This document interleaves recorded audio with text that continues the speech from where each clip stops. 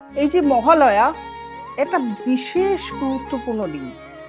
এই মহালয়ার দিন বিভিন্ন ঘটনা ঘটেছিল। আপনারা জানতেন যে কর্ণ প্রচুর দান ধ্যান করত। সেই দান ধ্যানের মধ্যে তার একমাত্র দান ছিল সোনা, এবং তার মৃত্যুর পরে যখন স্বর্গে যান তখন তাকে দেবতারা খাবার হিসাবে দিয়েছিল স্বর্ণ। তো সোনা তো খাওয়া যায় না, তখন কর্ণ দেবতাদের জিজ্ঞাসা করেছিলেন যে আমি কেন এটা সোনা কেন খাবো।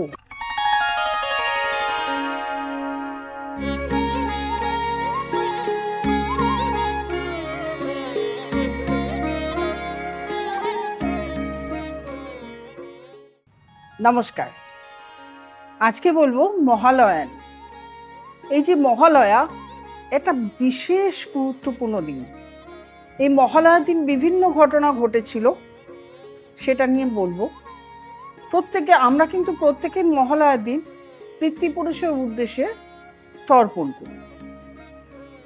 এই মহালয়ার দিনই আমাদের সমস্ত পিতৃপুরুষের আত্মা এই মর্তে নেমে আসে, এবং আমরা যে তর্পণ করি তাতে তাদের আত্মা শান্তি পায়। এই আত্মার গল্প করতে গিয়ে আরেকটা পৌরাণিক গল্প এটা আছে আমাদের মহাভারতে। কর্ণ মৃত্যুর পর যখন স্বর্গে যান, আপনারা জানতেন যে কর্ণ প্রচুর দান ধ্যান করত। সেই দান ধ্যানের মধ্যে তার একমাত্র দান ছিল সোনা। লোককে সোনা দান করত, এবং তার মৃত্যুর পরে যখন স্বর্গে যান তখন তাকে দেবতারা খাবার হিসাবে দিয়েছিল স্বর্ণ। তো সোনা তো খাওয়া যায় না, তখন কর্ণ দেবতাদের জিজ্ঞাসা করেছিলেন যে আমি কেন এটা সোনা কেন খাবো। তখন তাকে বলা হয়েছিল যে তিনি যখন মর্তে ছিলেন কখনোই তিনি পিতৃপুরুষদের উদ্দেশ্যে কখনো খাবার তর্পণ এগুলো কখনো করেননি। কর্ণ তখন বললেন তিনি এগুলো জানতেন না, সেই জন্য তাকে এই মর্তে পাঠানো হয়েছিল 16 দিনের জন্য। এই যে 16 দিন, একাদশী থেকে একদম অমাবস্যা অবধি, এই 16 দিনটাকে এই পিতৃপুরুষের উদ্দেশ্যে যে তর্পণ করা হচ্ছে, এই পুরো এটাকে বলা হয় মহালয়া। এই মহালয়ার দিন কর্ণ আবার পিতৃপুরুষদের উদ্দেশ্যে খাবার অর্পণ করেছিল বা তর্পণ করেছিল, খাদ্য দিয়েছিল, তারপরে আবার তাকে স্বর্গে নিয়ে যাওয়া হয়েছিল। এবার এই মহালয়ার পরেই কিন্তু আমাদের পুজো স্টার্ট হয়ে যায়, কারণ সেই দিন দেবীর চক্ষুদান হয়। চক্ষুদান করার পরেই ষষ্ঠী থেকে বোধন হয়, পুজো স্টার্ট। কিন্তু আসল পুজো কি এখন?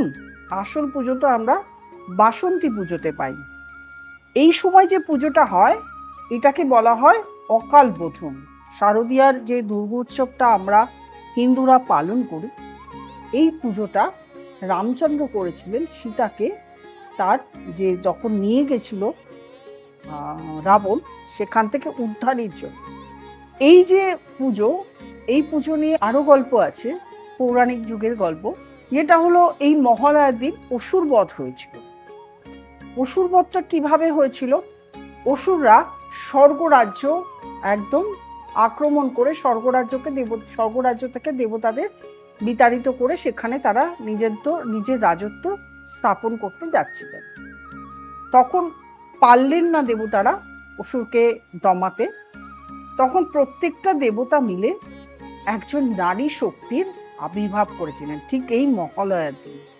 প্রত্যেকটা দেবতারা এই নারী শক্তিকে একটি করে অস্ত্র দিয়েছিলেন, এবং এই নারী শক্তি অসুর দমন করেছিলেন, অসুর বধ করেছিলেন, এই মহালয়ার দিনই করেছিলেন। সুতরাং মহালয়ার তাৎপর্য শুধু আমরা ঠাকুর দেখতে যাচ্ছি, ঘুরতে যাচ্ছি বা পুজো করছি এইটুকু কিন্তু জানলে হবে না। মহালয়ার পরের থেকে পুজো শুরু, পুজো স্টার্ট, হিন্দুরা আমরা প্রচন্ড আনন্দে মেতে উঠি। কিন্তু মহালয়ার তাৎপর্য হলো এগুলো। আপনারা যখন তর্পণ করবেন বা আপনারা যখন পুজো করবেন তখন আপনারাও জেনে নিন এই ঘটনাগুলো ঘটেছে।